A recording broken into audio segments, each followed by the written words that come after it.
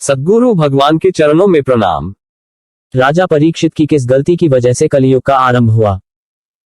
राजा परीक्षित ने कली पुरुष को रहने के लिए कौन से स्थान दिए? किसी भी वस्तु के उपयोग से पहले किन बातों पर विचार करना चाहिए? धर्म और पृथ्वी संवाद, श्रीमद् भागवत की ज्ञानवर्धक कथा। राजा परीक्षित और कलियुग के प्रसंग का वर्णन श्रीमद् भागवत के प्रथम स्कंद के 16 व 17वें अध्याय में किया गया है। अभिमन्यु के पुत्र राजा परीक्षित के राज्यकाल की घटना है। राजा परीक्षित का जीवन बहुत पवित्र था। वे कुरुजांगल देश के सम्राट थे। राजा परीक्षित को मालूम हुआ कि उनके राज्य में कलियुग का प्रवेश हो गया है, तो वे सेना लेकर दिग्विजय के लिए निकल पड़े। कली पुरुष की बहुत इच्छा थी कि मैं राजा परीक्षित के शरीर में प्रविष्ट हो जाऊं, क्योंकि जब राजा बिगड़ेगा तो प्रजा भी बिगड़ेगी। सौराष्ट्र गुजरात में सरस्वती नदी के तट पर कली पुरुष ने राजा परीक्षित का कपट से स्पर्श करने का विचार किया। उसने माया रची। राजा परीक्षित ने एक स्थान पर आश्चर्यजनक दृश्य देखा कि धर्मरूपी बैल के 3 पैर किसी ने काट दिए हैं और बैल एक पैर पर खड़ा है। उसके पास में उन्हें एक अत्यंत मरियल सी गाय रूपी पृथ्वी मिली। उसके नेत्रों से आंसू झर रहे थे। बैल नंदी धर्म का स्वरूप है। सत्ययुग में धर्म के 4 अंग सत्य, तप, पवित्रता और दया हैं। सत्ययुग में चारों तरफ धर्म का बोलबाला था। त्रेता युग में धर्म का पहला पैर, द्वापर में दूसरा और कलियुग में तीसरा पैर भी कट गया, अर्थात सत्य, तप और पवित्रता रूपी धर्म के 3 पैर कट चुके हैं। अब केवल दान दया रूपी एक पैर पर ही धर्म टिका है। उसी के बल पर कलियुग में मनुष्य जी रहे हैं। धर्म ने पृथ्वी से पूछा, तुम दुखी और श्रीहीन क्यों हो? होना हो तुम्हें भगवान श्री कृष्ण की याद आ रही होगी, क्योंकि उन्होंने तुम्हारा भार उतारने के लिए ही अवतार लिया था। अब उनके लीला संवरण स्वधाम गमन कर लेने पर तुम दुखी हो रही हो। पृथ्वी बोली, भगवान श्री कृष्ण ने इस समय इस लोक से अपनी लीला का संवरण कर लिया है। उनकी छत्रछाया में उनके चरणों से विभूषित होने पर मुझे बहुत वैभव व सौभाग्य प्राप्त हुआ था। अब वह मुझ अभागिनी को छोड़कर चले गए हैं और यह संसार पापमय कलियुग की कुदृष्टि का शिकार हो गया है। यही देखकर मुझे बड़ा दुख हो रहा है। धर्म और पृथ्वी की बात सुनकर राजा परीक्षित को बड़ा आश्चर्य हुआ। उन्होंने धर्मरूपी बैल से पूछा, तुम्हारे 3 पैर किसने काट डाले हैं? मैं उनको सजा दूंगा।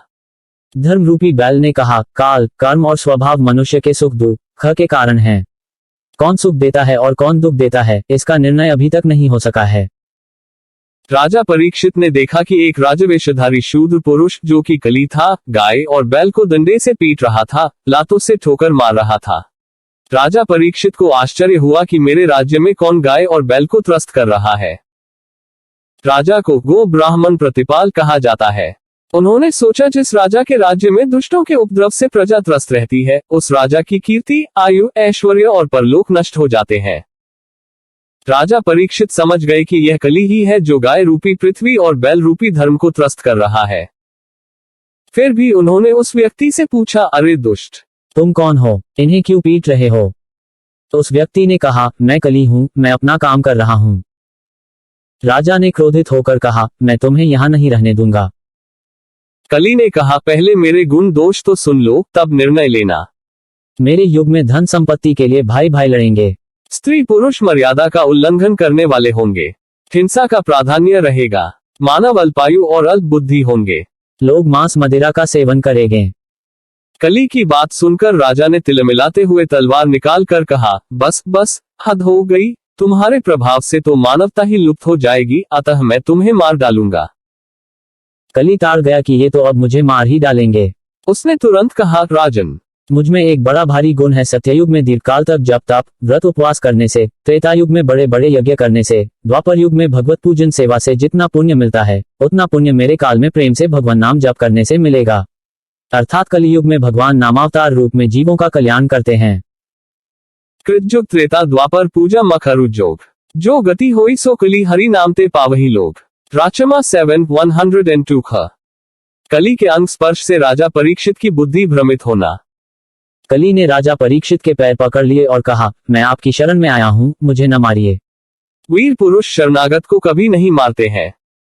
राजा परीक्षित का कली से स्पर्श हुआ और उनकी बुद्धि बिगड़ गई। अति पापी या अति कामी के स्पर्श से उसके पाप के परमाणु मनुष्य के शरीर में प्रवेश कर जाते हैं। स्पर्श से अनेक दोष आते हैं। राजा परीक्षित की गलती जिससे कलियुग का प्रवेश हुआ। पापी को सजा मिलनी ही चाहिए, परंतु कली का स्पर्श होने से राजा को कली पर दया आ गई। राजा परीक्षित ने कहा, जब तू हाथ जोड़कर शरण में आ ही गया है तो मैं तुम्हें मारता नहीं हूँ, पर मेरे राज्य में तुम नहीं रह सकोगे, क्योंकि इस देश में श्रीहरि यज्ञों के रूप में निवास करते हैं। यहाँ धर्म और सत्य का निवास है, परंतु तू अधर्म का सहायक है। कली ने कहा, मैं कहाँ जाऊं? जहाँ जाता हूँ वहाँ आप ही का राज्य है। मैं आपकी शरण में आया हूँ, मुझे अपने राज्य में रहने के लिए जगह दीजिए। राजा परीक्षित ने कली को रहने के लिए दिए 4 स्थान। राजा परीक्षित ने कली से कहा, ये 4 स्थान अधर्म के निवास स्थान है। जिस घर में जुए का धन आता हो, जानबूझकर जीव की हिंसा होती हो। श्री डोंगरेजी महाराज का कहना है कि मच्छर, मक्खी और खटमल को भी जानबूझकर मारने से घर में कली का प्रवेश हो जाता है। हिंसा प्रतिहिंसा को जन्म देती है। मांस, मदिरा, तंबाकू का सेवन हो, इनसे तन मन दोनों बिगड़ते हैं, इसलिए ठाकुर जी इन्हें स्वीकार नहीं करते हैं, इसीलिए इनमें कली का निवास है।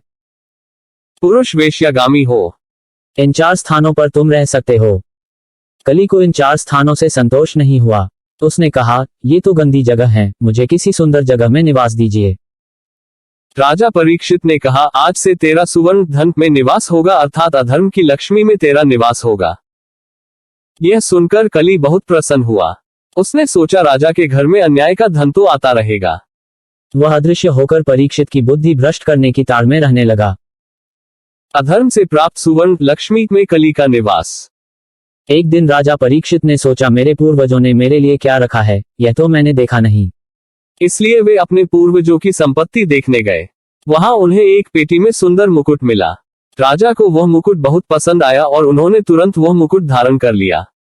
वह मुकुट जरासंध का था, जिसे भीमसेन ले आए थे। यह पाप का धन था। धर्मराज युधिष्ठिर ने इसे कभी नहीं पहना था, किंतु कली के स्पर्श से परीक्षित की मति बिगड़ गई थी। कली पुरुष ने तुरंत राजा के शरीर में प्रवेश कर लिया।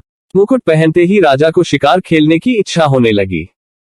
जिस बालक को गर्भ में ही परमात्मा श्री कृष्ण के दर्शन हो गए हो, वह कितना पवित्र होगा।